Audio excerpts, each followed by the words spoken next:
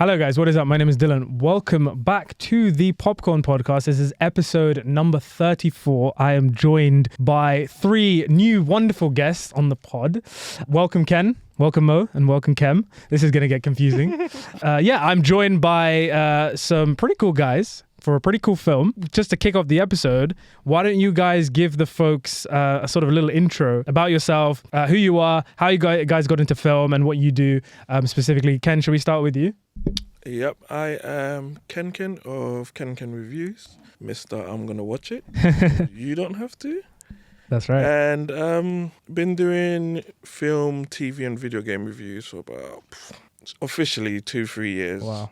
Got into it from sending messages in a group chat, and then it just blew up to a website, and then recently started YouTube, and I just always loved cinema. Yeah. Always loved it, so it's been growing from there. Yeah, happy to have you, man. Yeah, it's been because we met a couple months ago on these guys' podcast, and of course these guys being Small Time Critics. We've got 2/3 of the Small Time Critics here, Moe and Kem. Welcome. Which of you want to go first? I'll let Moe go.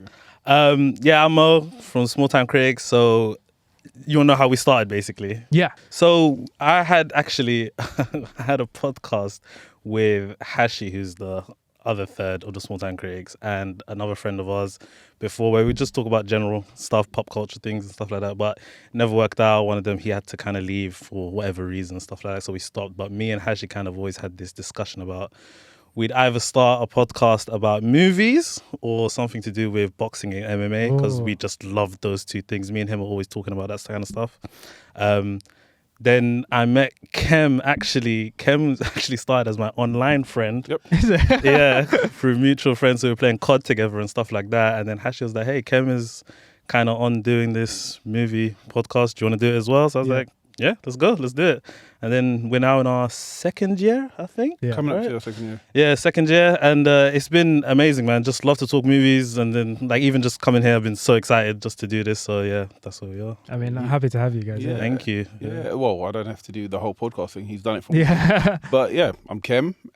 One third. I've always loved movies, and I think more than loving movies, I love to have an argument and a discussion. Maybe we'll see one or two of those in this episode. LFG. Yeah.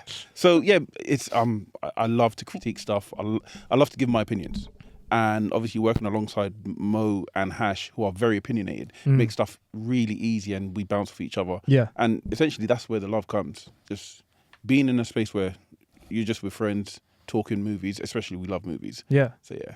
No, definitely, man. I mean, I feel like a lot of podcasts out there are definitely just looking for kind of the image and whatnot. But it's genuine when I watch you guys in particular. You guys literally are just a bunch of friends talking, and that's what's so great about it. And man, it's nice to see three other fellow creators out there in the same sort of field. And I definitely take a lot of inspiration from all you guys. I appreciate you as well, man. Thanks for coming on the pod. Appreciate it. So in the spirit of sort of trying to get to know you guys a little bit better, what I do with all the kind of new guests is ask them a series of quickfire questions just to kind of get to know you guys a little bit. Since this episode is, of course, on Deadpool and Wolverine, these quickfire questions are a little more tailored to the superhero comic book genre. So, are you guys ready? Yeah. Okay, I think we will go Ken, Moe, Kem. Yeah.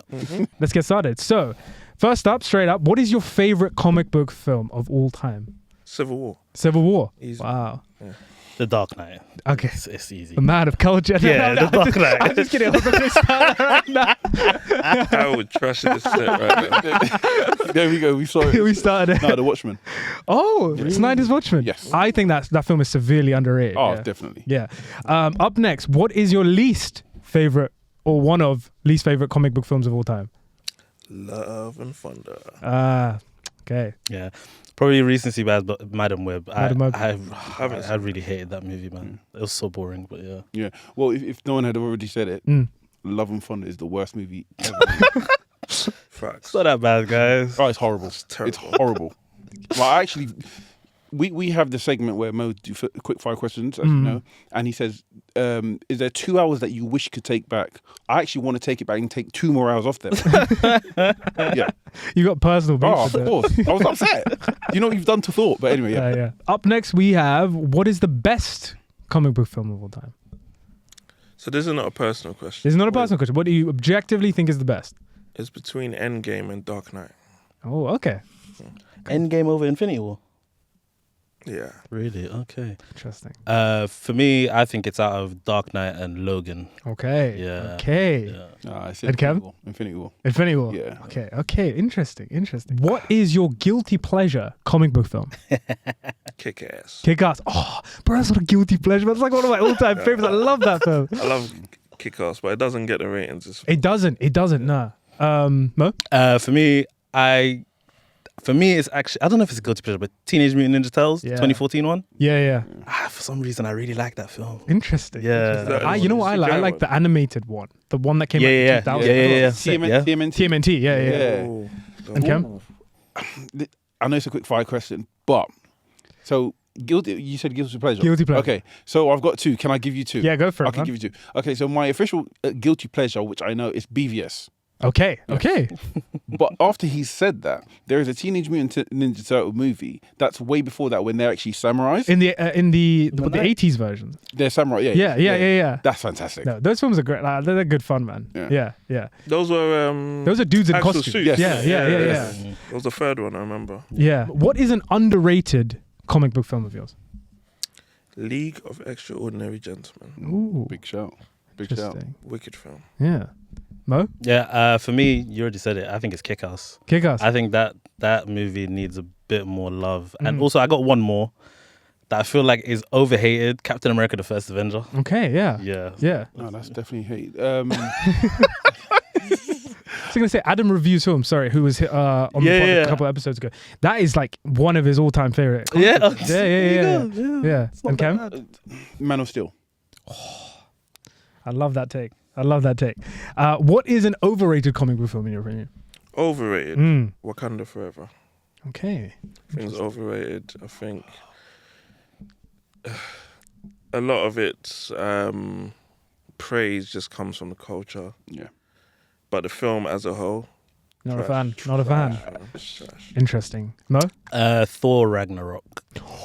You know what? Yeah. Well, we might Listen, and this is the thing, like, overrated doesn't mean like it's bad, obviously, right? It's just exactly overrated. I just think the movie is good. I think it relies on jokes too much. Yeah. Can I just say, I went because, bro, I agree. There you I agree. But we'll keep going. And I'm not just saying this for the sake. I promise you, my overrated one is Ragnarok. Yeah. I wrote down honorable mention. What's it called? What's on? What's the one? Wakanda Forever. Yeah. Oh man. Because for the same reason as well. Interesting. Okay. What, in your opinion, is the greatest comic book film casting of all time? Robert Okay. Downey. Don't chat to Robbie. I think that's the obvious answer. I have that written down, but I have a couple others. But one of the main ones I really want to shout out is John Bernthal as the Punisher. I think a lot of people could probably do the Punisher, but I think he did it perfectly, and he's great. He's honestly so good. Yeah. Okay, we had this. So I'm going to give you two. Yeah? Okay. So my official answer. Don't do it, Kev. My official answer is Josh Brolin. Yeah. Okay. As Thanos. Okay, yeah, I'll take that. But I stand on this. Okay. 10 toes. Yep. Anthony Starr as Homelander. Okay. I think he's great. Yeah. Is he the greatest? He's the greatest Homelander ever. He's the only Homelander. I don't care. I don't care. Okay. I'm here for an argument. Is he better than Professor Patrick Stewart as Professor X? That's no. That's different. That's different. No, Mo. We have to have Sorry. We're on the same team. Yeah. My bad. We'll save this for another episode. Yeah. For sure. Definitely done. Okay, straight up, Marvel or DC? DC. Oh, I'm so glad. I've actually always been a DC guy. Oh. Yeah, 100%. always like the comics. So all of you guys DC. Okay, interesting. What are you? I think DC has better characters. Yeah. My all-time favorite superhero is Batman. I love Spider-Man. Spider-Man's the second close. I think Marvel have obviously had a more successful run with the films. Yeah. And I think that's why Marvel has kind of... But I think, under the right direction and creators, DC is just... I agree. DC, you're dealing with gods. Yeah, Yes. exactly. God level characters. Also, the animated movies in DC, thank you. they're next level. Thank you. DC Wonder animated Yeah. movies Yeah. and the games. Yes. Yeah. Well, The Arkham games. Arkham games can't be Crazy. spoken to. arguably one of my favorite movies of all time is Justice League: The Flash Paradox. The Flash Yeah. Paradox is Yeah. good. Yeah. I love it. I love it. But obviously, I'm a DC fan. Flash is my That's your guy? Flash is That's my your guy. guy. He's my guy. I'm still waiting for a good Flash movie. Yeah, I think so as well. Yeah. One of my favorite, I mean, I'm just not playing the game, but just to throw in there, Batman Under the Red Hood. Oh, you know what? I'll mess with it. So good. I just need to see that in live action. Yeah. I think like, if I was going to direct a film, a comic book film, that would be it. no. Yes. But no, yeah. What is the first comic book film that you loved? What was a comic book film that got you into comic book films? I've got this down somewhere. Ask me first. Can I go first? Kem? Yeah, Blade. take it away. Blade? Wesley Snipes. Wesley Blade. Snipes. Oh, mate. So I bet you were screaming like a girl when you saw this guy. Yeah. Oh, Nah, crazy. I'm sure it was before that though. Everyone must have seen like Batman Returns. But Yeah, Blade- no, but Blade this is is fairly this is the one that got me. Blade. Okay, Fair. interesting. Now Batman Returns for me. Batman Returns, the Tim Burton. I'm with you. It was one of those, but like I was looking at lists of comic book movies that came out early on and stuff like that. But I know the earliest memory of a comic book is The Mask. Oh, It's The Mask. Yeah. Yeah. I watched that a lot when I was a kid. Now I don't know if it is as good. I need to probably rewatch it because it's a bit wacky, Jim Carrey, and it's nothing like the comics. Oh no, that's Yeah. evergreen. But I loved that when I was a kid. Yeah. That is evergreen. I recently watched it not too long ago, and it still holds up. Yeah, holds up. yeah. Jim was amazing. Yeah. Jim is great. Yeah. And finally, guys, if you were stuck on a desert island, which 4 comic book films would you take with you? So Infinity War, Okay. Watchmen, as I said before, Justice League, the Flashpoint Paradox. Oh, okay. Oh, the animated film. Okay, Oh, cool. okay. Yes. Both of you say the Justice BVS League- as well. Oh, interesting. No, I'm being spiteful. Not BVS. So those 3, and I'll probably go. I do like Endgame. You can't have Infinity War. Yeah, without you Endgame. can't. Yeah, I was gonna So say. yeah, it has Yeah, to be. fair enough. Mo? I'll go The Dark Knight, Spider-Man Into the Spider-Verse. Oh, Yeah. Captain America: The Winter Soldier, and I would go with the first Deadpool. great list. I just have like a little mix of everything. Yeah. Tones, yeah. And Cam? Civil War, Kid. Fantastic Four. The original, The yeah? first one, yeah. Oh wow. Not the original, the Chris Evans. Yeah. That one. Yeah. No Way Home and The Dark Knight. Nice.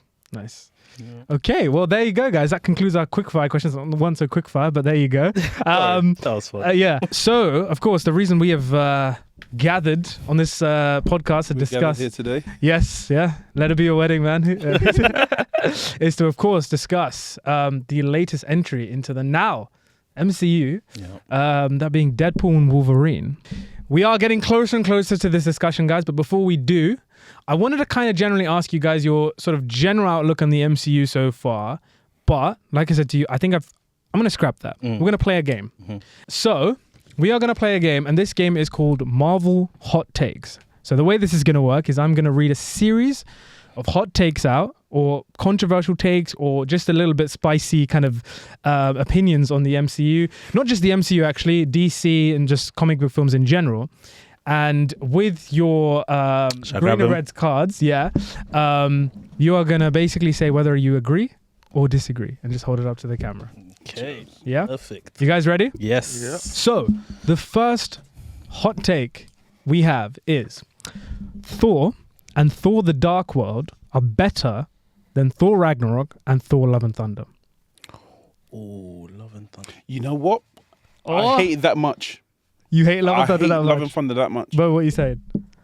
Yeah, I think I agree. I agree as well. Yeah. We got 4 out of 4 there. Okay, interesting. I feel like, I don't want to speak on behalf of you guys, but for me, the reason it is because the first 2 films, at least they treat Thor like a character. Right. Like by the time it gets to like Ragnarok, He's a caricature, isn't he? yeah, exactly. Yeah. Can I just say one Go thing? for it, yeah. Ragnarok is it's good. It's It is good, yes. But my issue with Ragnarok, why I sort of don't rate it so highly, is because it's not true to the comic, because that's Planet Hulk. Yeah, no, it is. Yeah. Yeah. So Thor hijacking it because of obviously IP issues. Yeah. I wasn't a fan of that. Yeah. Beta Ray Bill. Like what? Where is he bad? Where is he? How are you going to make Yeah, exactly, man. And let's be honest, this is a touchy subject because we haven't had a good Hulk film. No, like, I mean, haven't. Incredible Hulk was like, I liked the film. I think the fights were good. Yeah. But like, if you're a Hulk fan, That's Tim Burton. That was Tim Burton, right? not Tim Burton, Edward Norton. Edward Norton. Edward Yeah. Norton. Yeah. Arguably, like, people might disagree with me. I love the fighting in that, and The I fight is love the sort of the contrast of the Hulk. So they weren't so vibrant. I love that. Yeah. And the actual, I think that's the best Abomination we've had. It's the only Abomination we've had. No, because you've got Abomination in She-Hulk and stuff like that. Oh, you mean okay? I was the same. Overall, I see what you mean. overall, I see what you mean. I mean, this is a little side kind of opinion building of this one, but Thor Ragnarok actually ruined the entire later MCU with its silly comic tone, which worked for that film, but ruined the tone for the next ones because the creators thought every MCU character needs to crack a joke in order to be likable. I blame Taika Waititi. Okay, interesting. Oh, disagree? I think I disagree. Oh. Because I think like it does overdo it, but the jokes and stuff like that kind of thing has always been kind of part of the MCU. Yeah. I feel like so. But I do agree that like maybe with the way that Ragnarok was kind of directed and written and stuff like that, maybe people thought that, okay, maybe we can do it a bit more and stuff like that. But I think the jokes and stuff like that, it was always part of it, really. Yeah, I agree. I think Ragnarok, because it was so well received by audiences, it sort of was like to Marvel, okay, we need to do more of this. But in reality, that's the reason, sure, that people start switching off and not taking it seriously. But at the end of the day, it's also down like to so many other things, like writing is not as strong, like all these kind of stories, you know. Yeah. But yeah, anyways, on to the next hot take. The Batman is better than The Dark Knight. You need to tell me who wrote that. You're nuts. First of all, 1 second. You're nuts. The Batman is a good movie, but The Dark Knight, as a superhero movie, as just a crime movie, just a movie in general. Okay. The only thing I really don't like about those Nolan Dark Knight movies is honestly like the fight choreography. Okay. Yeah, those kinds of things. But and the voice kind of changes a bit in Rises. But Dark Knight, it's almost perfect, man. Okay. Can I give my take? Okay. The Dark Knight is a fantastic movie. Damn right. Arguably one of the better ones, yeah. My issue is with so Batman, traditionally, historically, he's a detective before he's not a superhero. He's a detective. Well, greatest detective, yeah. Okay, so he's a detective. In The Batman, you have Batman for 80% of the movies. The Dark Knight, you have him for 20% of the movie, roughly around that. And on top of that, for me, I take away more with from the villains of the Dark Knight sort of trilogy than the actual Batman himself. Okay. what's his name? Robert Pattinson. Yeah, he's actually sold me. That was fantastic because it's all detective work. So I think what you're arguing here is The Batman is a better Batman film. It's more true to the comics. It's more because you can't start off your statement saying The Dark Knight is one of the best superhero films and then put their Batman No. But okay, have some decorum. Man. Also, a lot of it is you're talking about the character. Like in Batman, the Rogues Gallery, a lot of his villains do overshine him anyway because they're so good. Yeah. Is what it is. That's what makes Batman such a good extraordinary. Exactly. Dealing with people with powers, ghosts, and Okay. Maybe we'll separate them. No. But I have to behave myself. We're in your podcast. No, bro. Take it away. Please go ahead. So maybe we'll have two separate Batmans. The Batman is the best detective Batman ever. That is true to the comics. Yeah. The Dark Knight, the villains are amazing. And I'll leave it there. Okay. I'll leave it there. Okay, good. Another one for another episode. Yeah. So Loki season 2 is one of the most overrated seasons of Marvel television. Season 1 was better. That was the recent one, right? Yeah, I think I agree. Yeah. Can I just say this is one of my personal hot takes? Yeah. So I've Kev once again on the opposition. Such a contrarian. Hey, listen. But I think we're actually the minority here because I think majority of people like hail season 2 because of the ending, though, isn't it? Yeah, that's what it is. Everything building up to that wasn't great. I'm okay with that. Got too convoluted. I'm okay with that. Got confusing. And I hate using the word boring to describe films or TV shows in this case, But like, I just felt like we just had so much TVA overload. I'm just not interested in TVA. Yeah. Even like when we talk about Deadpool and Wolverine. Yeah. The TVA stuff is merely just like a... It's just there. Yeah, it's just there to make the plot move forward. Yeah. But like Loki season 2 was like everything. Oh my god, the TVA. I was like, bro, I don't care about the TVA. You know what I mean? I wish I was on you lot, Spurs. No, but season 2, I think, yes, I was swayed by the ending. Yeah. I was swayed. And what's his face? Loki was fantastic in season 2. Yeah. And you see the frailties in season 2, like the character. And you see that switch from being so selfish and understanding where that selfishness lies. It's not in him wanting to sort of just be self. He wanted to be loved by everyone else and his close friends. So season 2 done it for me, man. On an emotional level Fair as well. enough, yeah. Up next we have Man of Steel is the best film in the DCEU and one of the best comic book films of the modern era. Can I go like this? Yeah, can I do it? Yeah. Can I go half? Because I agree with your first part, but not the second part. Okay, interesting. Say it again, please. So, Man of Steel is the best film in the DCEU and one of the best comic book films of the modern era. Can I just ask something? Sorry, before we go. Is Watchmen in the DCEU? Or It's not in the DCEU. Okay, no. I agree not. then. I agree. Okay. I don't think it's one of the best films in the modern. I think there's so many above it. Way too many. But in the DCEU, because the standard is actually so low with what Warner Bros. Has done with those movies, Man of Steel for me is actually one of the best ones. I really, really, really like that movie. So. Just out of interest, how many times have you guys seen Man of Steel? Like roughly? So many. I've seen it a lot. Yeah. I think like for me, Man of Steel, I don't know what it is for me. I think it's just like a personal thing. But I think Man of Steel is so underrated. I think like people like it started the DCEU, but like so many things about that film are so great. Like the Superman in of itself, Henry Cavill Superman, Hans Zimmer's score. Like I feel like the first time I watched that film, I was a bit like, I'm not really sure. I don't really know if I buy this. Yeah. Every single time I rewatch that film, it gets better. It gets better. I remember when it came out, a lot of people's gripes were like, "Oh my god, he destroyed the city." I'm like, is that really your gripe? Seriously? Like, that's what I kind of loved that about. Like people were like just upset that Superman was like, "Oh my god, he's like cities are getting destroyed." I was like, bro, imagine if Superman was like in New York right now. Are you expecting like buildings to not get just destroyed and shattered? Like, come on. And it's his first real fight. Yeah, exactly. And it set up that like political like pressure that continued into BVS as well. Like, should we have a Superman? This guy's a god. Like that was a really interesting discussion. That obviously. So where do you rank it then? In terms of comic book films in the modern era? Because comic books in the modern era. I would say I think it's definitely in my top like 15. I would say. I think so. Talking about here? I think so. What's wrong? So how can you not think it's one of the best in the modern era if it's top 15? DC. No, I said it's one of the best. I think it's like top 15 comic book films for me. Yeah, that's top 15. That's a large number. Yeah, but if it's top 5, how many films have we? Films there are on the MCU alone is like 20 something. That's why I disagree.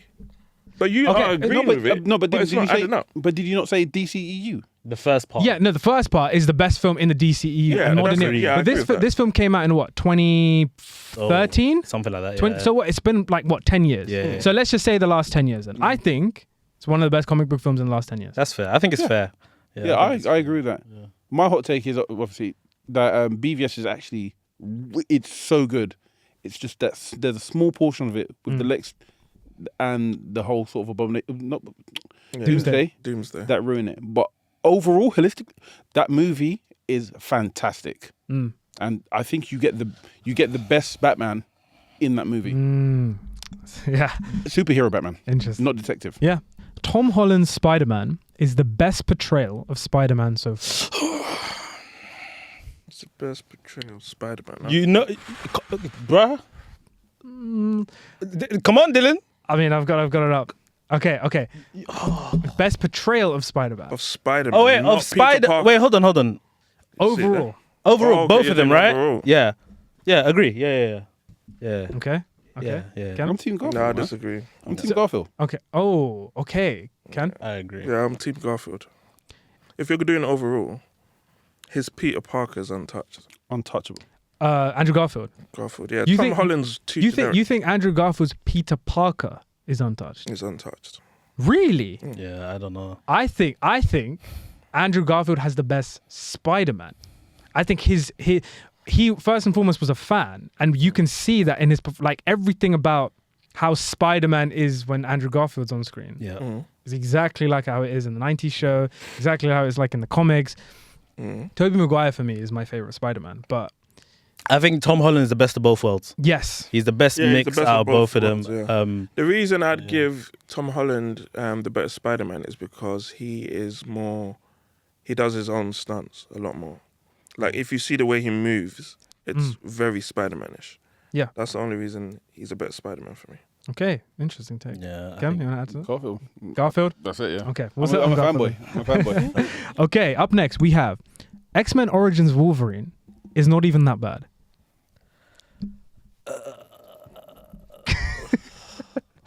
Okay, Ken, we're going back to you then. It's not that bad. It genuinely isn't. Where can I start? It's not great, man. It's not that bad, man. It's not great, bro. The ending ruins it. I understand that. With the whole Deadpool, all of that. But the build up to all of that, Logan going through, watching his actual origins. Can I even remember the film? Yeah.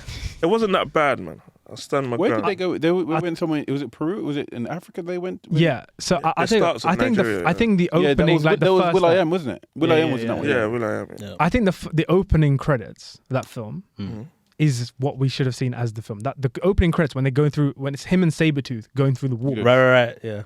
Best part about the film, for sure. Yeah. It's a bit like Up. You know, the first 10 minutes of Up is like the best part of the film.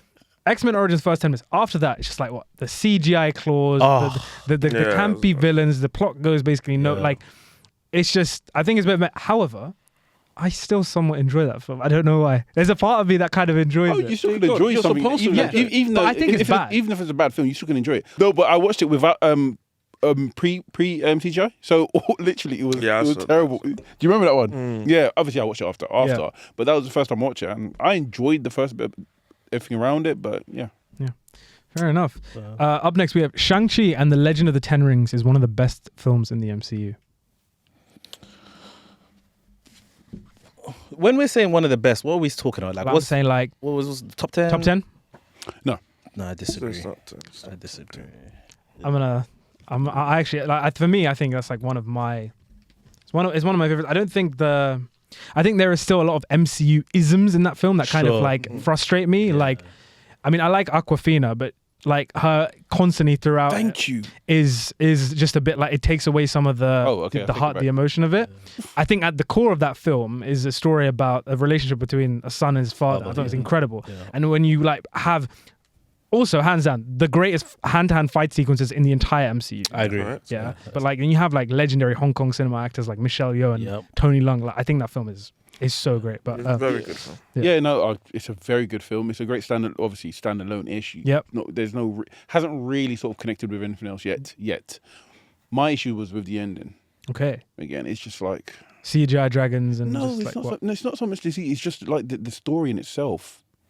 It was just a bit like anticlimactic. Flatline. Yeah, just anticlimactic. It's just we get there, and it's like, what else can we do? And it almost feels like they just ran out of ideas and it's like, you know what, let's just wrap it up and let's figure something out quickly and get it done. That's how I felt. Interesting. Okay. Moon Knight is one of the most underrated projects in the MCU. I agree. Oh, sorry. Yeah. Ooh. It's not underrated. Everybody loves it. No, they don't. No, I think people like. A lot of people don't like it. Yeah. From what I've seen, a lot of people love it. I've seen a lot of hate for it, honestly. What's your opinion on it? I love it. Okay, well there we go. I think we all like kind of. I don't think that TV show is perfect by any means. I think the last episode in particular let me down. Yep. Up next we have the OG Avengers cast should not return. Let them rest. Oh, goodness gracious me. Should not return, let them rest. Should not. So are you in the middle there? I'm a little bit. I'm more agree than disagree. Do you want RDJ back? I don't want any of them back in like full capacity. But you want. But I would when I'm like 50 years old and I've got like I don't want to ruin the next. I don't want to ruin the next portion of it. So yeah, if it's what I think, almost like a Deadpool situation, give it to me. Okay, interesting. Can I just say though, I don't want them back, but I think Hulk deserves something. Yes, yeah, I agree. Yeah, out of everyone, I think he deserves something the most, at least. Yeah, but I can get behind that. Yeah. Yeah, the rest of them probably give them a rest. Yeah. Interesting. And finally, The DCEU's film future is brighter and more promising than the MCU. This is a hope more than anything else. This is a hope more than anything else. No. You don't think so? You're not sold by James Gunn? I just don't think... I think it's bright and it is promising, but not more than the MCU. I think MCU is kind of solidified at this point where it's like people are just going to go and... But I'm saying, say from this point onwards. Yeah. DCEU. Yeah. MCU.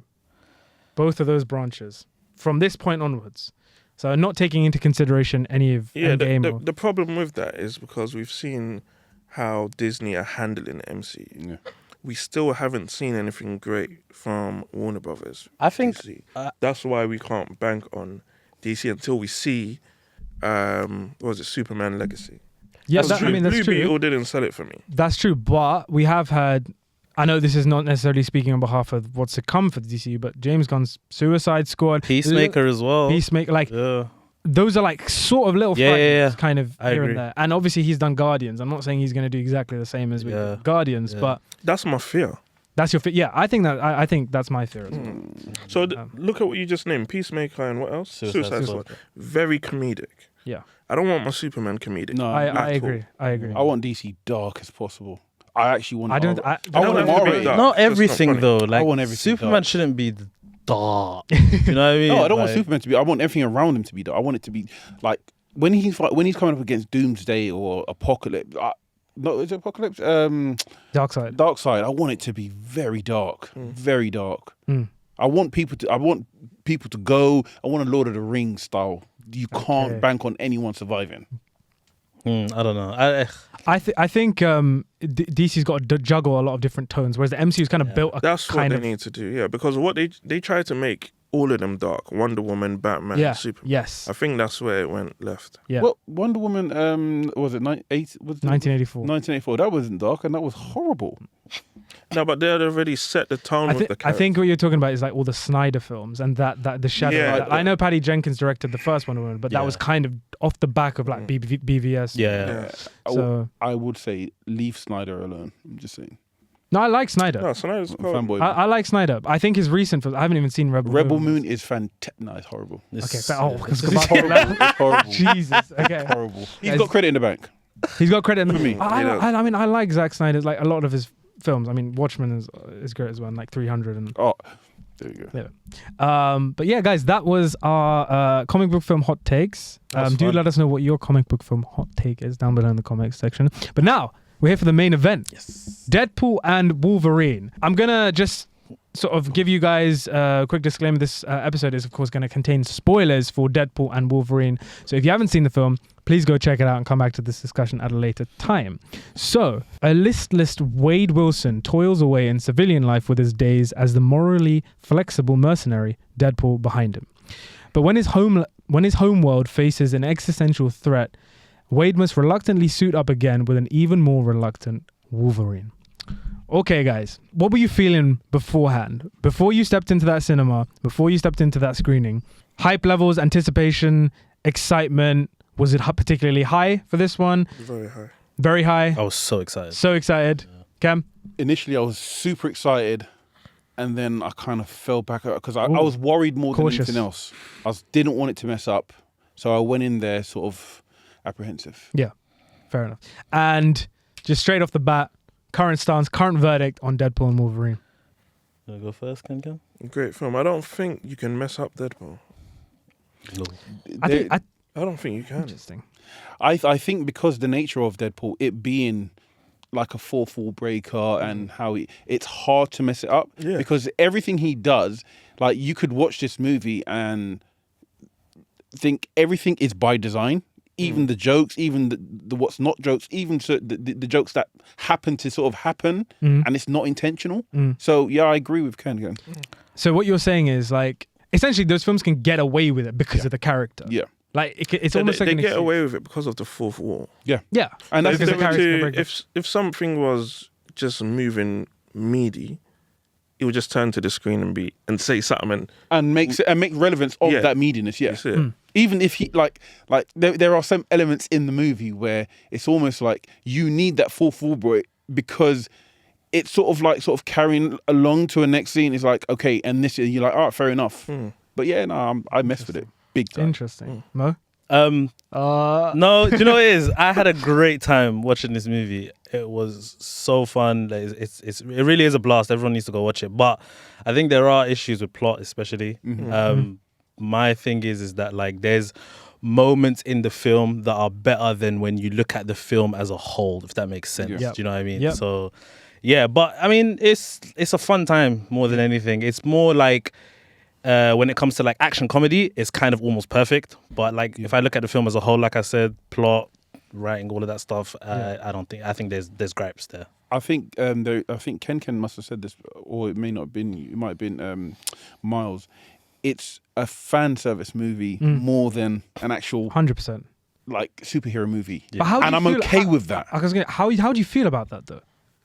I want that. I don't want Deadpool running around with the Avengers. No. I don't want that. Okay. I want us to have whatever the next phase is. In between that, we have little Deadpool films where he just has fun and recaps whatever the saga's following. Yeah. I don't want him running around and... Don't you want to see him with Spider-Man? Yes, but in a Deadpool capacity, not in an Avengers capacity. Yeah. Okay.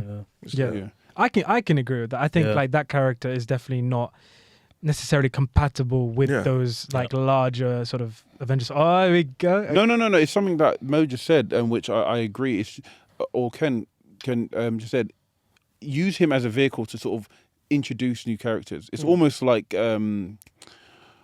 Invincible. Still need to watch it. Okay, I'm not going to spoil it. Yeah, Okay, so yeah, use Deadpool as a vehicle to introduce people, whether it's cameos or just sort of pay homage to what they did in this, or pay homage to certain people that's never got their shine. Is it spoilers here? Yeah. Spoilers. Okay, there's one, obviously, the Gambit situation and the Blade situation needed to happen because there was so much sort of question marks around it. It needed the closure. Especially the Gambit, because everybody wanted Channing Tatum to be Gambit for 100 years now. Yeah. And then having it now, it's like, you know what? Go for it, man. I'm happy to have 10 minutes of this. Yeah. Yeah, I think so. Do you think we're going to be getting a Gambit film anytime soon? I doubt it. Yeah. I think this is... I don't think Gambit as a character is excited enough to have... Yeah, Gambit has gathered a new fan base off the animated series. Yeah. Okay. I know a lot of disagree. people that loved him from the 90s as well. Yeah, I think that's as a part of a team, yes, but not solo, man. Interesting. Yeah, solo film. I don't know about if we're going to see Channing Tatum, but I think we can definitely expect to see the character in some capacity down the line, because they're obviously introducing the mutants, they're introducing X-Men, etc. Yeah, whether or not we definitely see Channing Tatum is a question. To be fair, X-Men 97 did sort of give him a great send-off, and everybody loved him after that again. Everybody re-loved him. So maybe I'll take that statement back. Yeah. I mean, since we're on the topic of sort of cameos and Easter eggs, here are a couple from the film. So we have, of course, Chris Evans back as Johnny Storm. Oh, love that. That bait and switch was great. Yes. We have Jennifer Garner as Elektra back. Wait, so before you go on, you Yep. see, you mentioned before about, do you want to see the original Avengers appear in the future? We need stuff like that. Yeah. Let them just pop up, go about your business. They don't need to drive a whole storyline. Yeah. So something like that. I think Chef's it kiss. depends though. Like something, I think it could overshadow in certain aspects of You it. think Like Chris for overshadowed? example, like the conversation that Deadpool was having with Happy Hogan. Yeah. He's like, "Hey, are we gonna speak to the big guy? I'm gonna save this for the big guy." And he's talking about Iron Man, obviously. If Iron Man came on that screen, bro, like, do you know what I mean? I don't know. You're gonna want to see him more. Yeah, exactly. So I don't. Nah, He's I so don't think loved so. that I feel like it would be like, oh, I need to maybe bring him back now. When like, it's like, okay, he had a great send off. Let's just leave him it there. at that. You know what I mean? I think you're right, because if RDJ or anyone in that sort of capacity turned up, they would have sort of taken away from the movie. Chris Evans has the benefit of playing a different character beforehand. That's I agree why with that. bringing him here and being like flame on was is like there. cool. Mark Ruffalo was there. Yeah, but did you not feel when Mark Ruffalo. Was where? The Hulk. Yeah, hardly like through. But it was like a... Still can't do that. Do that. Yeah. I'm happy for them to do that. Yeah, with them. but going back to Mo's point, when Johnny Flame on. before he flamed on, we was like, okay, yeah, Avengers. Sorry, I thought that, okay, we're here now. We're gonna have some Avengers, and I was willing for the Avengers to take it away. Sorry. Sorry. Let's move on. Sorry, did it cameos? I was thinking about cutting this from the episode, but I think I'll leave it. I was talking so much crap. I got ruined. Oh my god. Yeah. But yeah. No, I mean, that kind of goes to the point I was going to talk about, because you said, Mo, about, you don't really want to see Tony Stark back in some sort of full capacity. Yeah. Or, sorry, Robert Downey Jr. back. Yeah. Hugh Jackman's back. What did you guys feel about initially Hugh Jackman coming back as Wolverine? Obviously, when it first was announced, I was just kind of like, no, don't do this, because they ended Logan off so great. But after watching this, and it's weird, it's like I'm contradicting what I just said as well. But after watching this, I'm kind of like, I need to see more of him, I think, which he was great in this. He honestly. was great. He was so great. Good. I do have issues with his part of his story as well. But Hugh Jackman was great, man. Him as Wolverine is always, it's a great time. Honestly. Yeah, no. I think he was the best actor in the whole film. Sorry. I didn't want him to come back because I'm ready for a new Wolverine. And I've never been so receptive of that Wolverine. Really? The guy on your T-shirt is not 6 foot tall. No, he's not. But can I just say something though? Jackman was always too tall for me. Can I say something though? In the comics, he's like, 5'3", I think it is, right? I think they showed in this movie how silly that would be to do. Yeah. Like, people have always screamed. We say that because we have. That's the same reason we say Hugh Jackman's the best Wolverine. We haven't seen another one. I just don't think it translates well. We saw well. another one. No, we did see another one. I don't think he was good. But he's 6 foot. Yeah, he's massive. I just want to say, I do understand your criticism here. I completely get it. I love the comics as much as anyone. But I do think when you transition over to film, there are certain things you can't translate the same. Yep. It can't be.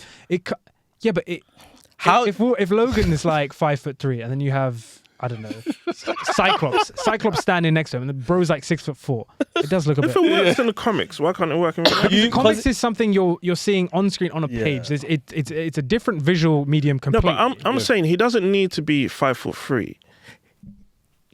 Jackman is the tallest person on set. For me, it doesn't feel right. You mean like for example, I think some people were fan casting like Taron Egerton a while ago. And even like Daniel Radcliffe. Yeah, they're not the tallest. Someone like that. They're not the tallest, yeah. So you see, when Wolverine and Sabretooth are fighting, they're like the same size. They're not supposed to be the same size. Yeah. Yeah. I see what you mean. I don't know. I just... I care more about like the portrayal of the character. I agree. Especially with the Wolverine rather than the look. And Hugh Jackman, I think he's perfect. Yeah. Especially when he goes like berserker mode. The voice he uses to like scream and shout, it's so good. Yeah, I remember I used to play the X-Men Origins Wolverine game. Yeah. That was such a great game. And like, man, it took me back to this. And I think for me, like, the best thing about this film for me is literally those two characters. Their dynamic, because we've been waiting so long to see, Wolverine, Deadpool. We've had sort of teasers of it here and there, and now we finally got an entire film about that relationship and those characters. That was the thing for me that ultimately worked. Yeah. Ryan Reynolds as Deadpool, Hugh Jackman as Wolverine, how they play off each other. What a standout sequence, which I'm sure is sort of same as you guys, is obviously the fight between the two of them. There was the initial fight that sort of took place out in the open. I was like, oh, I'm a bit disappointed. And then they got back at it in the car, which I thought was really, really cool. My standout sequence or bit of the movie was the reveal of the Blade, Channing Tatum and Electro Demo. That's my standout.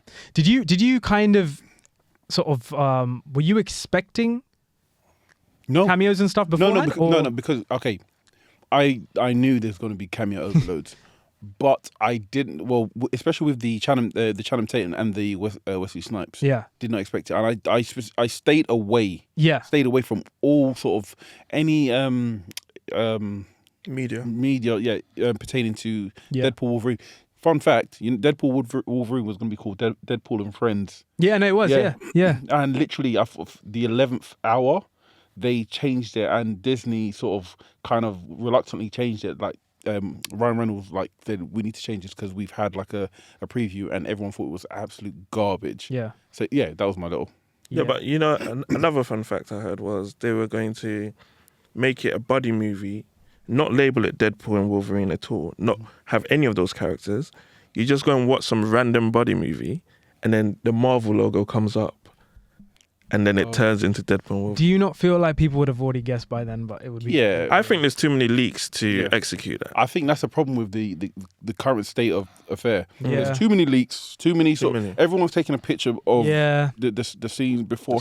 I just don't want to see none of that. Man, exactly. I remember, like, for me, I think when I really switched off from, like, sort of going into the kind of social media landscape of the MCU was around the Spider-Man No Way Home time, because that film was so hyped. Yeah. And we all kind of knew that Andrew and Toby were going to be in there. Yeah. And they were, but there was always like a doubt that maybe they're not, whatever, we'll see. And they were, and it was amazing, and it was great. And if the leaks weren't there, it would have been that much better. Exactly, man. Like, and then from that point, I was like, no, I'm not touching any more. I only saw the first trailer for Deadpool. Same. I didn't even look at Hugh Jackman in the suit. Yep. Didn't even, none of that beforehand. So when I sat down last night in the cinema and I watched it, I was like, brilliant. Yeah, so you actually avoided seeing Jackman in the suit? I mean, I saw stills occasionally on social media, because you can't just, you can't kind of, if I open Instagram, it pops up, sure, but I did not watch the trailer. Even like when we were watching films kind of beforehand, like last weekend I watched Twisters, for example. They had the whole Deadpool Wolverine trailer, and I was like, nope, I'm just going on my phone. No, literally, Done well. I'm with you. I'm like, with MCUs, and I don't know, you guys know Kevin Feige has come out recently saying that they're gonna try to avoid doing multiple trailers. They want to just do one trailer from now on. And for the longest, I can't remember since what movie, but I only watched the first trailer. Yeah, that's my rule. Yeah. The thing is, and I can tell you like now, even if you watched all the media and all the trailers, you wouldn't have known about Blade. But bro, of course not. Just in case. I didn't even think of cameos. Yeah. I didn't think, like, the concept of cameos wasn't even a thought in my head. So everything was a surprise for me, really. But in terms of like trailers, like they used to do this thing where it's like trailer 1, 2, 3, then TV spot. Yeah. I'm like, this is overkill, man. What was I going to say? The thing was, this is not just for Deadpool and Wolverine for me. This is my attitude now to all films. Yeah. But like any film I go to see, I try not to even watch like a trailer. Last weekend we went to see Longlegs, which is a new horror film. Didn't touch a single piece of media. Went in there. Loved it. Nicolas Cage. Yeah. But then that's why I was sort of apprehensive when I came into this, because everyone was just so excited. Oh, this is going to resurrect the MCU. It's a dangerous thing, man. Yeah, but then obviously if you had sort of maybe interacted with the media about Longlegs, there was all this talk behind it that it's the scariest thing ever, this and that. So you may have went into that and not enjoyed it as much as you did. Yeah, I mean, like for me, in the case of Longlegs, obviously, like because we are in a film community, you know, you are gonna be hearing bits and pieces from people. Yeah. But I think like my sort of approach here is always just to sort of take the initiative and just really try and distance myself from that. Some of it is inevitable, but one last thing on trailers that I absolutely hate. This new thing where they show the best part of the trailers at the beginning before the trailer begins. Yeah. Oh, absolutely that little like preview and then the hate it so much. It's weird. They need to stop. They do. And I agree with that as well. But yeah, no, cameos and Easter eggs, right? So, of course, Johnny Storm back. Jennifer Garner as Elektra. Channing Tatum as Gambit. X-23 was in there. Wesley Snipes as Blade. Blake Lively as Lady Deadpool. They didn't do a face reveal, but when she came on, you heard her voice, Blake Lively. Matthew McConaughey as Cowboy Deadpool. Henry Cavill as Wolverine. The Cavalrine. The Cavalrine, yeah. Hulk versus Wolverine, because obviously that's a big thing in the comics, isn't it? And obviously previous Fox X-Men characters, Sabretooth. Nathan Fillion as well. Yeah, Nathan Fillion. Sabretooth, Toad, Pyro, Castillo, who the speedster. Azazel from X-Men First Class. Juggernaut, Lady Deathstrike, and Psylocke. And we even had the Fantastica. You know, the car. Yeah. You know who they should have brought back? Thinking about it now, and I've been angry about this, and I will forever be angry. I'm looking at the camera. You don't need to sort this out. What's his name from First Class? The guy Alex Summers? No, the guy who can't die. I know his name. The guy who. Yeah. I can't remember his name. He can like change his anatomy of his body. Actually, he adapts to everything. He be able to die. Yeah. They need to sort that out.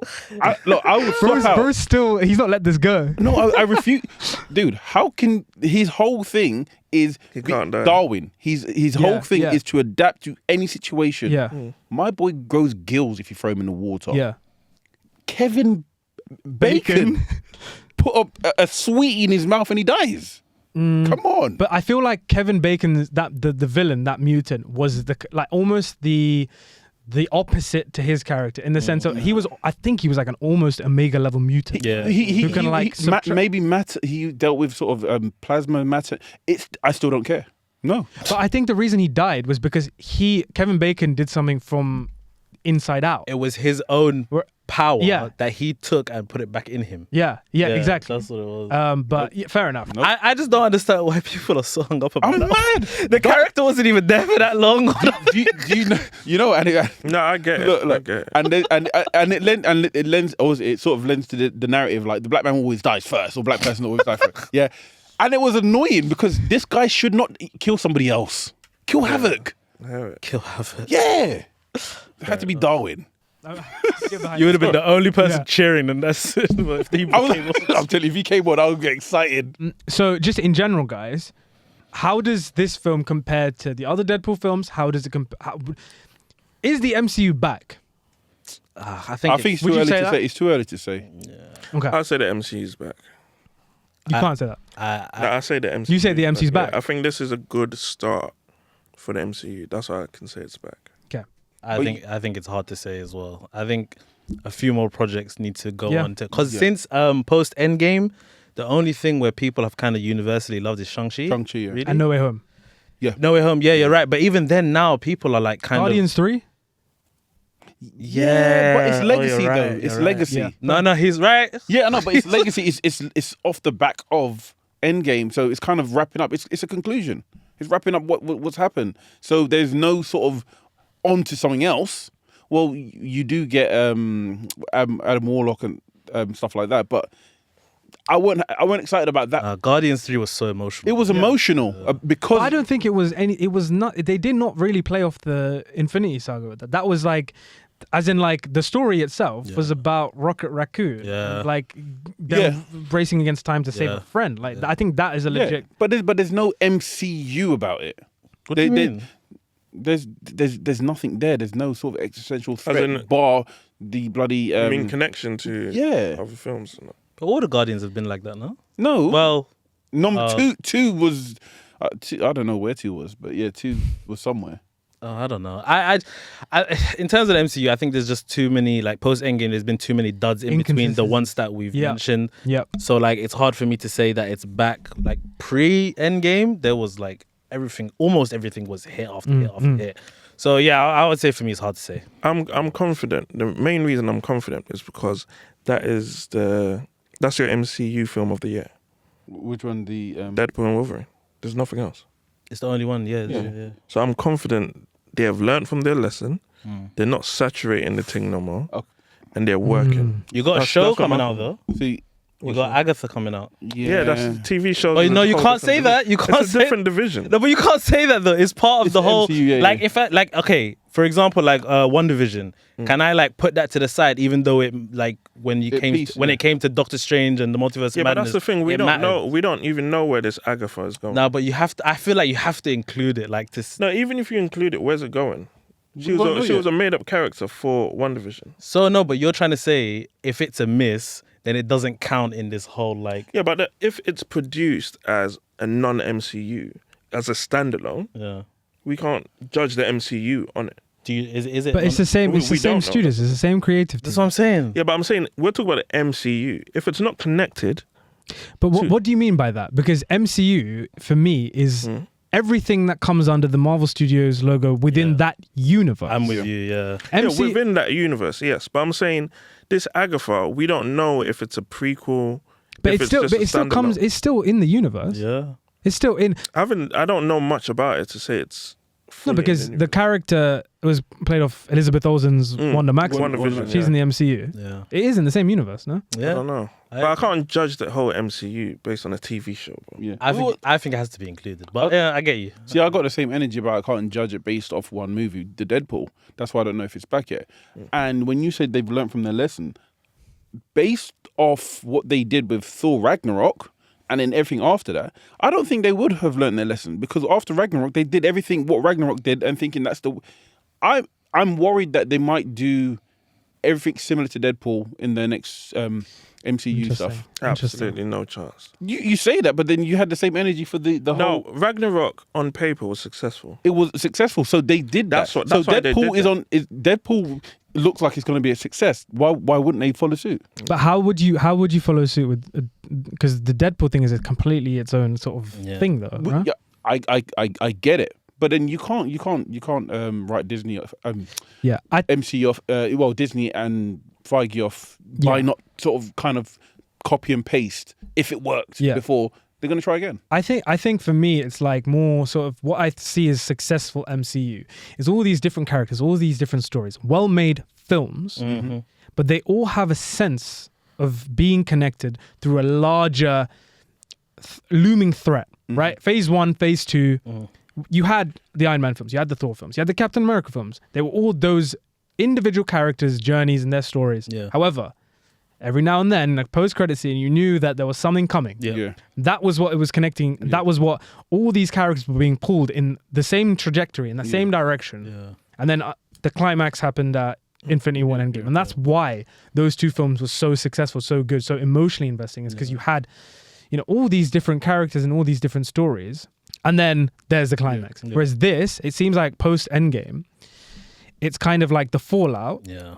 They're focusing more on the characters and their individual stories. The writing isn't as good, and you don't have that sense of connectedness there. So my worry for like Secret Wars and Kang Dynasty, or what we don't know if it's Kang. I was just about to say that. Yeah. My question is, because of the whole Jonathan Major situation, okay, the whole situation is not a positive, but I'm saying, is it a sort of maybe a strike of luck that they they had to pull back off the Jonathan Majors? Interesting. For me, my confidence in Disney, Marvel, whoever it is that they have listened and have gone for the Russo brothers again. Yep. That have to agree. Film creators. They're geniuses. They're not here to do fan service. They'll add in their fan service, but they put in They first and foremost make a good film. That's what you're saying. Is right? what I'm saying. Yeah. Okay. Interesting. But guys, they're not doing the. They're not gonna do like the standalone stories and stuff like that. They're doing the that's the build up to the big thing. Yeah. Correct. And you need those things to be good in order for that big thing to pay off. Like Infinity War and Endgame being the season finale of all of that. Like it was the big payoff and it worked. You know what I mean? Yeah. Because of that build up, like you spoke about. So when I've got like you see these MCU films. Yeah. They're not developed like other sequels.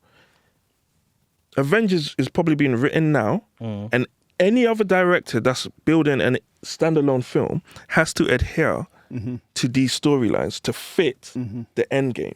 Yeah. Oh. That made me. I get what you're saying, but all they have to really do is kind of just go into that direction. Do you know what I mean? They don't have to like make this, like the story can still be whatever that director wants it to be at the end of the day. It's stricter than, because I watched a Ryan Reynolds interview about Deadpool and Wolverine. There was a lot of things he weren't allowed to do. Like it's stricter than you actually think. We watch Ryan and we just see a lot of improv, but there's a lot of things they're like, nah, you can't do that. Okay. Yeah. We'll see. Because this film almost got canned until Jackman picked up the phone and said, yo, I'll do it. Yeah, Jackman weren't trying to do Wolverine again. Yeah. No. Hey, I mean, I'm always going to be here for whatever the MCU wants to do. I think we all are. Yeah. They've given us enough, so I'm going to be here for whatever. I think I use this statement. They've got credit in the bank. Yeah. No, 100%. Yeah. But like, any final sort of gripes about Deadpool and Wolverine? Anything that you weren't too sure on? Any storyline? Storyline. Yeah, the villain. Oh, what did we think of Emma Corrin as Cassandra Nova? Great performance. Just poorly written or not given enough to do. Yes, great performance as well, but for her power set and how powerful that she is, and her attachment as well. Yeah, it wasn't warranted to sort of defeat her like they did. Like, come on, like she, in a sense, she alone is an Avengers villain if she really wanted to be, based on her power set. She could. A mega level mutant. She could do that. They called her that in the film. Yeah. But yet she's, I guess, it's service for the movie. But yeah, they could have done so much better.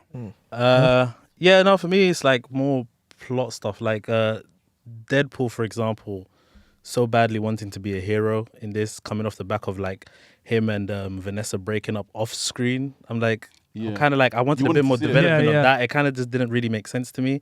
It wasn't really hitting as much as I feel like it would have. Like the plot was a bit thin, do you know what I mean? And also with Wolverine, it was like, I just didn't believe his, like, not that I didn't believe it, I believed it. I just didn't, it wasn't, his backstory didn't hit.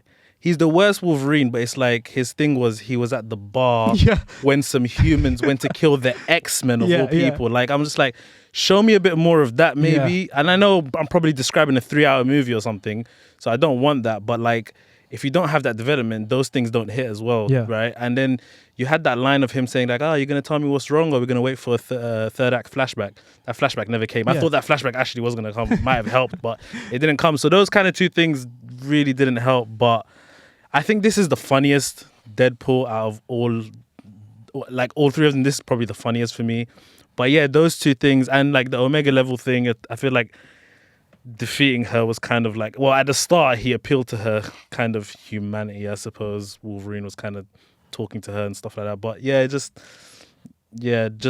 she needed to be written a bit better. They need to be written a bit better. You see the part they put the helmet on her? They got her to do all of that. She then decided, I'm going to help you lot. She helped them. If they left her character there, at least we have her to mess with in the future. Yeah. But then they sent her through and she got plugged up. I don't know. I think it's interesting what you said, Mo, about the whole Wolverine backstory here. Yeah. I feel like for me, it's almost like we've seen this backstory before. Like Wolverine is always going to be that character who has lost so much. And it was kind of like Hugh Jackman kind of been like, like, bro, like it was my fault. I came back to the house and they were dead. Like, oh God, man, come on, like, can we do something better? Can we like, I don't know, give me something, give me a little bit of a different Logan story that puts this Logan or this Wolverine separate from all the stuff that we've had before. I feel like that was a very recycled kind of, look at me, I'm depressed and because I lost everyone, I'm an alcoholic now, you know? Yeah. For me, I think my biggest like sort of problem with the film is kind of like, my general problem with all the Deadpool films is like, because it is so overly comedic and like it indulges the comedy, it is the character. That's all I feel for the entire film. I only feel that one emotion. All the serious stuff, I don't really feel because I know bro's going to show me a backstory about some terrible thing and then the next minute crack a joke about it. So nothing, I don't have that emotional investment or attachment to the character. And I know that's kind of not the point. But in terms of what I sort of, I was having this conversation the other day, but go to in a film, I do want to experience a little more of a range of emotions, than just the like constantly. It's great, incredible sequences, and Ryan Reynolds, Hugh Jackman, brilliant. But at the same time, like I also think like this thing is a double-edged sword. Is the fact that the whole sort of Fox thing was brilliant, like using the adamantium bones of Hugh Jackman's Logan from back in the day to literally just like destroy all the enemies and kill everyone, is this metaphor of like passing the torch over now to Marvel from Fox. I thought all that stuff was brilliant, but in like 10-20 years time when you go back and watch Deadpool and Wolverine, it's going to be outdated. These jokes are going to be outdated. It doesn't have that sort of, it's not a film that can and that's another thing, sorry Dylan to cut you off. No, go on. I think like, because I went with my wife, right, and she's not like, she hasn't watched all of the MCU films or anything like all of the Fox films or anything like that. I think for someone who isn't tapped in to all of these, it's kind of unfair. It's a bit inaccessible. It's so much like a lot of these things are going to fly over their head. And I feel like you kind of need to kind of help them out a little bit. Do you know what I mean? But Can we talk about that? Or jokes being outdated? I don't know jokes. Well, the whole like expiry then. No, I'm saying like, like the whole Fox merger. Disney have bought Fox. They bought the property, right? Yeah. Obviously, currently, that's quite fresh and that's quite like in our heads as fans. In 10-20 years' time, we're going to sort of have gotten used to Marvel owning the Deadpool property for a significant amount of time. So when we watch this film in 10-20 years' time, that whole sort of running joke through this film. Yeah, but that joke is for that time, though. If you said he made that joke in Deadpool and Wolverine 5, then what your statement would make sense. But that's but I'm critiquing like this film is not a film I could necessarily go to and it still hit it doesn't have that longevity. A lot of the things it's talking about are outdated. Like It's like this. It's like if you go to a comedy film, if you go to watch a comedy, or if you go to watch a horror film, right? You've seen a horror film before. The first time you watch it, it's really scary. Second time you watch it, it's a little less scary because you know where the scares are. Third time you watch it, you're watching it for like the filmmaking, right? Yeah. Because you know where all the scares are. You're not really scared, right? So my point is, with every watch, it doesn't quite have the same impact. It doesn't have that longevity. Do you know what I mean? It won't be as timeless, those jokes. It's like, not as timeless, exactly. Imagine like what in 10 years. What jokes do you know that are timeless? Though? That's my point. Bro. What I'm saying is, Deadpool addresses current pop culture. Yeah, so but like that's my problem. Jackman's divorce, Cavill rumors being Wolverine, stuff like that. But I'm saying, it's like stand-up comedians. They can't do the same jokes 20 years later. Yeah, but that's my point. In like with films, if I want to re-watch the MCU films, if I get to Deadpool Wolverine, it's a great film. It has great moments. It's funny. A lot of the jokes land, but some of the jokes won't land. That's all I'm saying. It's a Deadpool issue. Like, it's a Deadpool issue. Yeah. It's like because he's so he's breaking the fourth wall. That's why I said it's a double-edged sword. Like because so much of it is great, but some of the things are like, it's not going to hit in like 5-10 years time. It's just not going to hit. Yeah, I agree with that. I'm saying I expect it not to hit. Yeah, no, of course. Yeah. That's what I'm saying. But wouldn't it be better if it did hit though? How? What do you mean how? Because he's making a joke about a man who was divorced 10 years ago. Sure, but jokes don't always have to be like that. So that's what I'm saying. What joke do you know has gone the test of time? No, but like I could watch a movie like, I don't know, like Eddie Murphy's Life, for example. Yeah, I was gonna say that. Those jokes are going to be timeless, bro. Yeah. They're going to be timeless. Yeah. Like imagine in 10 years time, right, he's talking about the Fox, them buying Fox and all of that stuff. It's never going to happen. But imagine Fox doesn't exist or whatever in however many years time. Okay, you know like that, you're going to be like, whoever's our kids watching that, they're going to be like, oh, now I have to check what the hell this is. Do you know what I mean? Us, we're just watching it. We're like, oh, we know. So you see the difference between a Deadpool joke and like jokes in life. Yeah. Life's jokes is about the content in front of you. Right, that's what I'm saying. So the jokes don't always have to be like that. That's why I say it's a Deadpool issue. So what? Addressing pop cultures like the issue. Because he's addressing real life things. It's great for now. That's why it won't last. Yeah, and it's great for now, but it's not gonna last the test of time. Yeah, definitely. Yeah, that's why I can't put it in the same category as the Infinity Wars or the Endgame. Yeah. Even if the film is great, that aspect to it isn't something that will hold it up in. Yeah, I'm not saying I can't enjoy it in 10 years' time. I definitely believe this has like a rewatch sort of limit. Yeah. Maybe 1 or 2 at max. And on the third time watch, you're watching it with friends to say, oh, this is what happened here.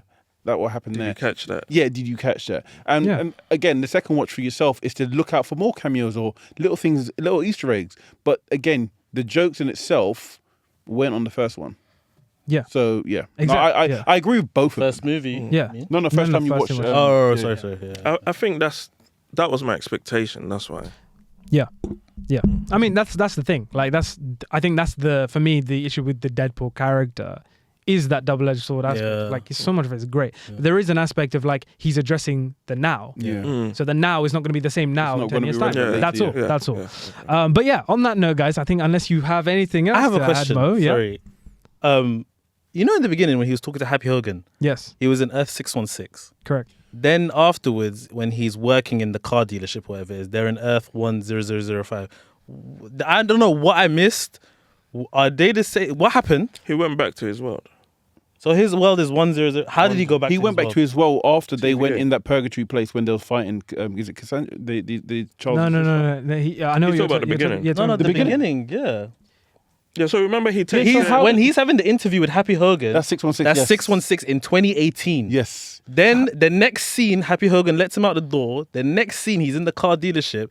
They're in Earth 10005 or whatever, in whatever year they're in. I'm like, what happened? How did they get there? I took it as his current world. He has a TVA thing, so he can travel back. He didn't have it. He didn't. But did he have? He meant Paradox after. Did he have the watch? No, but he had the watch. That's a time. But that's cables. But that's only a time travel watch. It has nothing to do with timelines. Yeah. Like I can't go to another world and stuff. Ooh. That's why I didn't understand that. It threw me off. But maybe the 616. I'm so confused, bro. Yeah. I'm confused. So now we have to rewatch it. Maybe. For reasons like this, I'm happy to give it a But that's rewatch. also for a story inconsistency as well. Or Right. maybe we just didn't get. But Yeah, if the we're all on the continuity. same page. Yeah. Hey, guys, did you get that? You know, like when he goes to Happy's office. I didn't get Okay, you didn't get it. You know, like when he's going for a job interview at the Avengers in the beginning, and then he goes back to his world, like in the car park. So when he goes to the interview with Happy Hogan, it says at the corner Earth 616, and it's 2018. And then Happy Hogan lets him out the door. We're gonna keep an eye on you, whatever. He goes to the car dealership. The next scene where he's working, and he's in Earth 10005. So it's a different world. It's a different universe. But how did he make that jump? Yeah. Yeah, I was like, that's what I'm saying. But yeah, it's those kinds of little things where it's like it throws me out of the movie. I'm like, how did that happen? Yeah. Why did it happen? Yeah. Continuity issues. But there is a lot of good stuff about it. Also, little things. It's like his hair. In the comics, when you look at it, he has these little bit of straggly bits of his hair and stuff like that. I like how they did that with his like staple toupee and stuff like that. I thought fight scenes were great, except for the one with which is kind of annoying, but the one with the Fox characters with like Nova's minions and stuff like that. I thought that one was a bit it was a bit shaky and cutty and stuff like that. I didn't really like it as much, but the beginning one was very long. Which one, sorry? The beginning fight. The one with Wolverine's bones. Yeah. I think that was a bit long, but that was because of the credits, isn't it? Yeah. But him like when he fought Deadpool when he's running on the floor, that was fantastic. That was great. Things like that. The car scene that you mentioned as well. The fight was great in that one. Man. Some 7 foot because guy crawling on get the over floor. it, man. That's the whole point. They're trying to point out this guy is supposed to be smaller than everybody else. But you have a point there. Yeah, but I get what you're saying. Yeah, some 8 foot guy. Get up, man. Well, you were 6 foot just a minute ago. Also, I think there's something to say about Deadpool's greater purpose. Yeah, that Paradox mentioned. Obviously, there's a plan for Deadpool in the MCU, and I know we said earlier we don't want him with the Avengers and stuff like that, but they're making it seem like he has something. I think there's a potential thing gonna happen. I didn't know if I was gonna expect it in this film, but you know, there's a very famous comic arc where he kills the entire Marvel universe. Yeah. I think at some point. Yeah. Oh. You know, my thing is, you heard it here first. Yeah. My thing is, they still haven't answered Thor crying.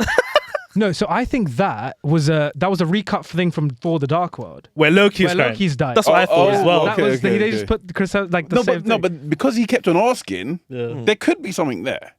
That's exactly what I thought, though, because it's like the same thing. Like when Loki's crying and Thor's screaming and whatnot, and I thought it was just him swapped out. Yeah, that's exactly what I thought. It was yeah.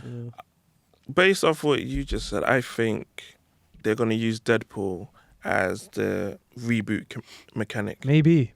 Whenever they want to reboot the universe, get him to do the wipeout. Yeah, because we just saw like the cast for Fantastic Four. We know that the X-Men are coming. Yeah. I think so. We'll see. Yeah. Well, guys, on that note, that was our little breakdown review of Deadpool and Wolverine. Be sure to let us know what you thought in the comment section down below.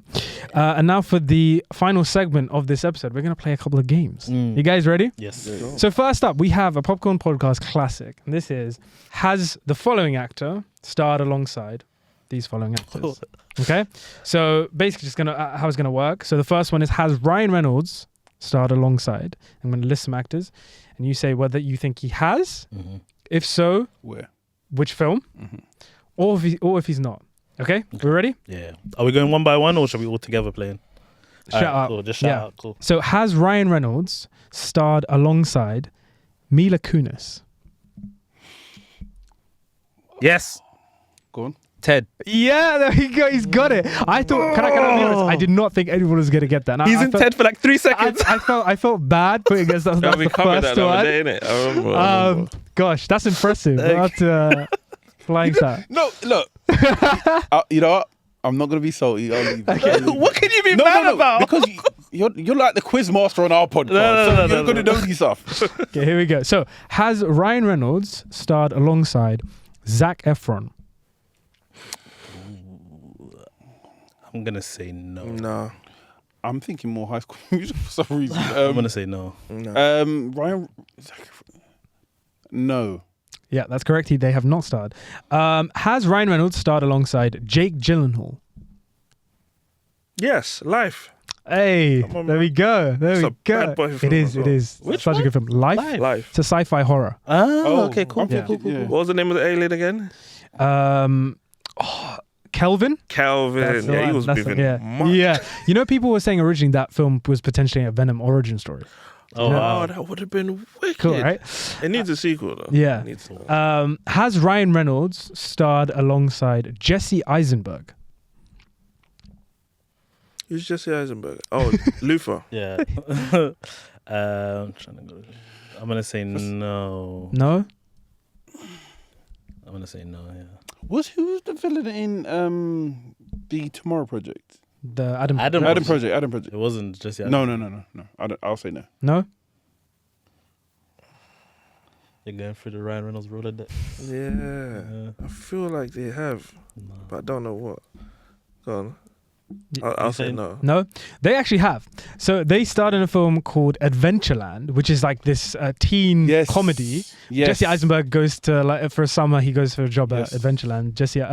Ryan Reynolds is one of the guys working there, and he sort of has the thing. But no, yeah. Has Ryan Reynolds starred alongside Gal Gadot? Yes, with The Rock. Red Notice. There we go. Yeah. And finally, has Ryan Reynolds starred alongside Ryan Gosling? They're not allowed to. I'm joking. I don't know. Wait. Hold on. I feel like they have. Ryan Reynolds, Ryan Gosling.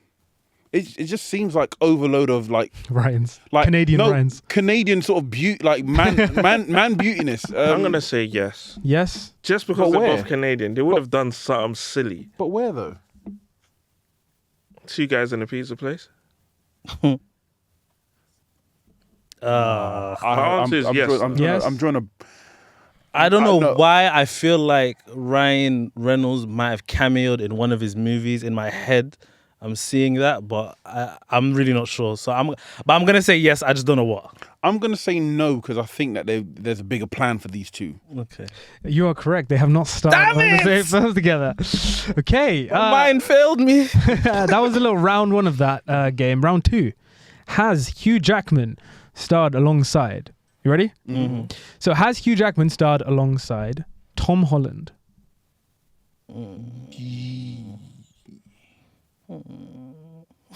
Is Tom Holland in The Greatest Showman?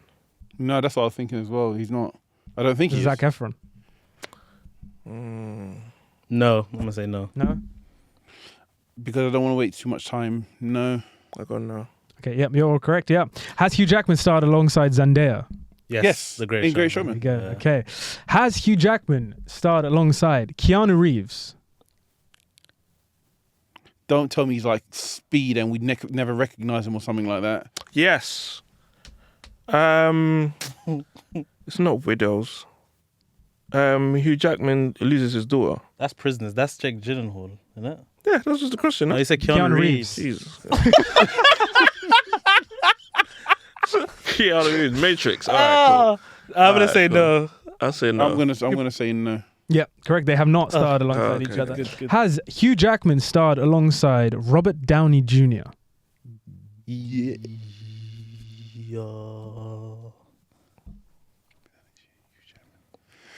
Oh my days! I feel like they have, but for some reason, was Hugh Jackman in bloody Sherlock Holmes? Prestige?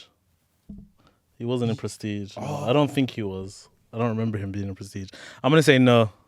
No? Robert Downey Jr., Hugh Jackman. I'm gonna say no. I'll go no. No. For some reason, we're bad if we get this wrong. You know what? For some reason, I think he might have been in Oppenheimer somewhere because there's so many stars. No. Yep, correct. They have not. Has Hugh Jackman starred alongside Scarlett Johansson? I would say yes, but probably in a Wes Anderson. What's it called? Asteroid City. There's a whole diabolical movie. Scarlett Johansson. No. Isn't Scarlett Johansson in Prestige? Yeah, she is. Yes, come on. You said it like the previous. I was like, she's gosh, that's has Hugh Jackman starred alongside Michael Fassbender? Yes. Oh, I'm thinking of X-Men. Days of Future Past. Days of Future Past, yeah. They have, yeah. Yeah, because they went back, yeah. He said, I'm thinking of X-Men. No, but obviously Wolverine's not in that one. I'm thinking of, yes, no, but it's not in. I remember when they went to the bar and they asked him, yes. No, they Kemi, Days of Future Past, he's in the movie properly. He's not, is he? They fight. Can I admit something? He throws him in the water. Yes! no, I'm thinking about when obviously him and Charles go. Can I admit? Yeah. When I was doing this game, when I thought Michael Fassbender and Hugh Jackman, I was legit only thinking about First Class. So I was like, are these guys going to get the cameo? Yeah. But then I realized, as you said, oh my God, these guys are doing. No, but when he in, he was. He's in the scene you're talking about in the bar. Yeah. Well, guys, that was it. That was has so and so started alongside so and so. Thanks for playing. That was good. That was fun. Yeah. Thank you. Man. And for our last game of the episode, this is it's an original Popcorn Podcast game. Here we go. Nice. Can you guess the superhero film the following tagline belongs to?